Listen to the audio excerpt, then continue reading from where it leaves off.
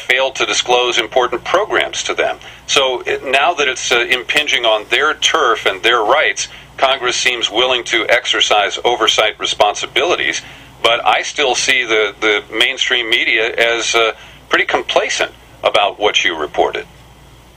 Well, I don't know the answer. I thought it would have generated a much bigger response from the mainstream. Perhaps they don't believe me. The folks at NBC told me that I was on 2 nights. After the first night, they called NSA and asked for a response. And NSA's response was, well, we're not going to give you any particular, response, but, you've got to understand your source. This guy's not the most stable guy, and, we've had problems there. So in other words, by discrediting me from the very beginning and saying that I was mentally unstable, that was intentionally done, in one respect, to make sure that there was always doubt in people's minds as to, this guy's, he's as crazy as a loon kind of thing. It was done on purpose way, and so you'd have to call the mainstream press folks and ask them why they're not interested, and perhaps maybe it's because of corporate sponsors and corporate, defense companies that are involved with some of these communication companies that are worried about their government contracts. I don't know the answer. Well said, and we will follow up on that.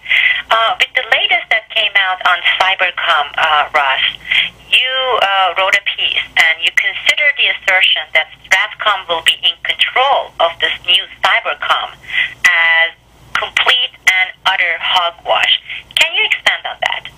Well, they're talking about supposedly they're going to cybercom or cybersecurity and cyber communications. It obviously is very important.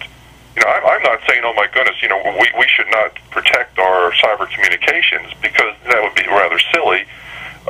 We know that our country is attacked by entities, whether they're supported by countries or not.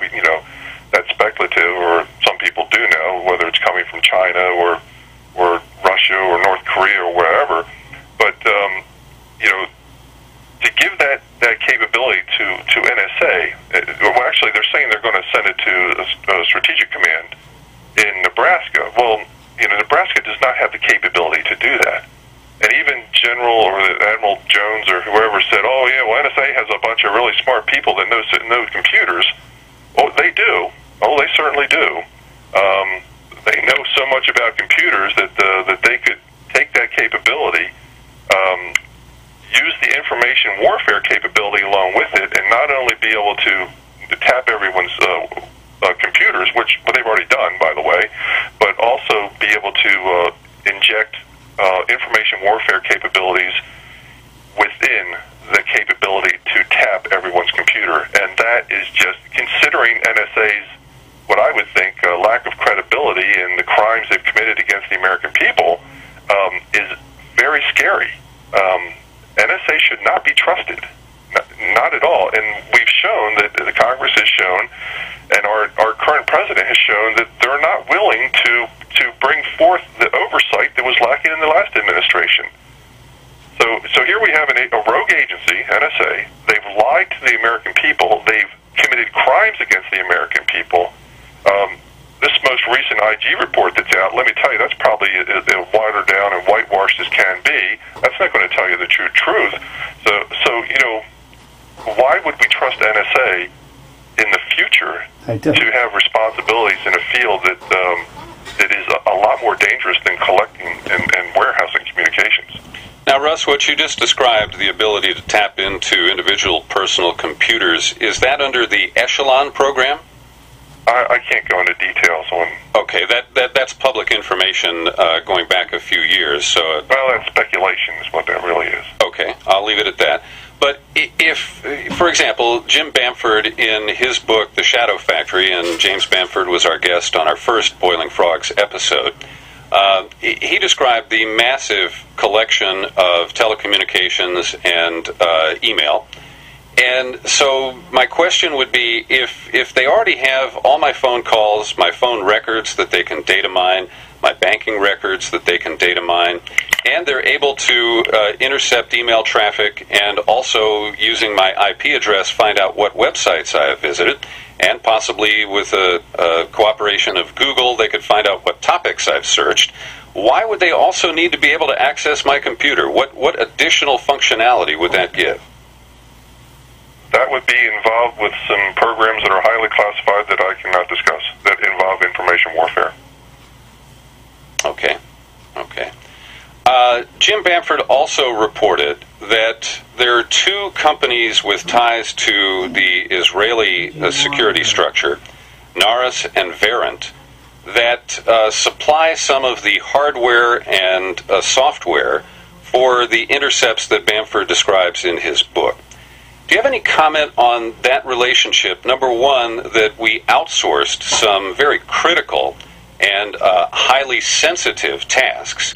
And number two, that by doing that with Israel, which of course is seen as the factor, the provocative factor for many of the problems that we have with Middle Eastern nations.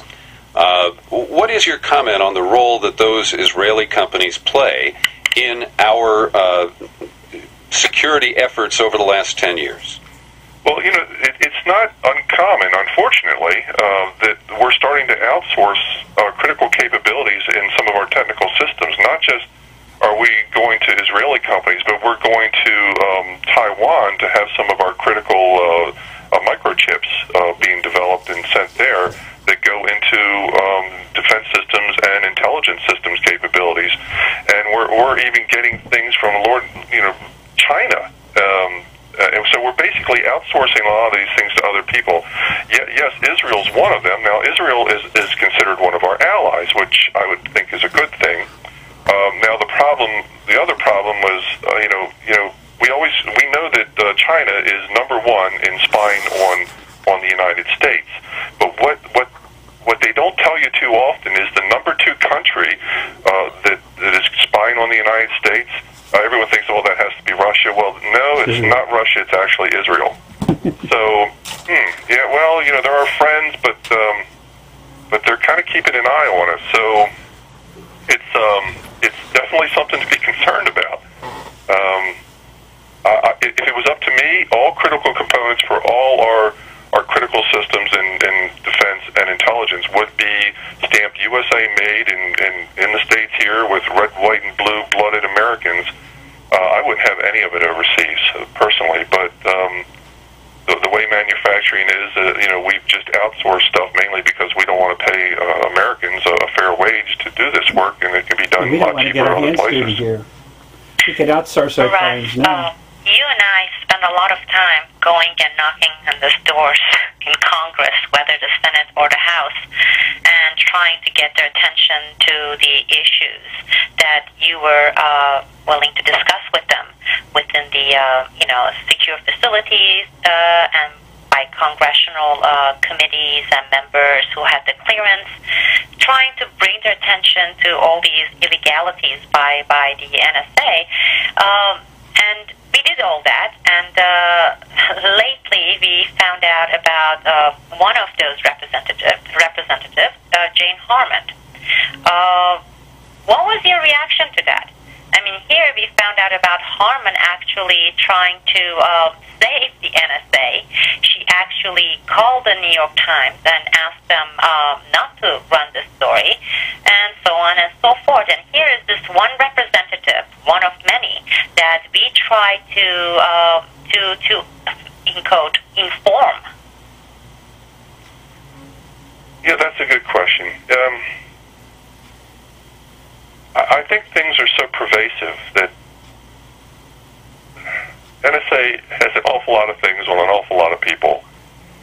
Plus, you have representatives that may have been briefed on some of the elements of some of these programs, and now that the nasty details are coming out that they ultimately equate to crimes that were committed against the American people, that all of a sudden these people that may have known, they want to pretend they didn't know and try to do a Pontius Pilate, wash their hands of it. And so they're, in my opinion, a lot of them are afraid that it's going to come out that that they knew, and or some people may have some dirt on them, sort of like the Hoover and the FBI. Let me tell you, NSA operates the same way. NSA security office is vicious. When they get a hold of information, they would blackmail anyone on a heartbeat. So I think some of these politicians are being blackmailed. Some are being paid off by telecommunication companies. For instance, that vote we had last summer, it would be interesting to find out the Democrats that voted for that telecommunications retroactive immunity and how much money the Democrats received versus how much money they'd received from telecommunication companies, in the years past. Well, Russ, let me just give you a quick snapshot, and this is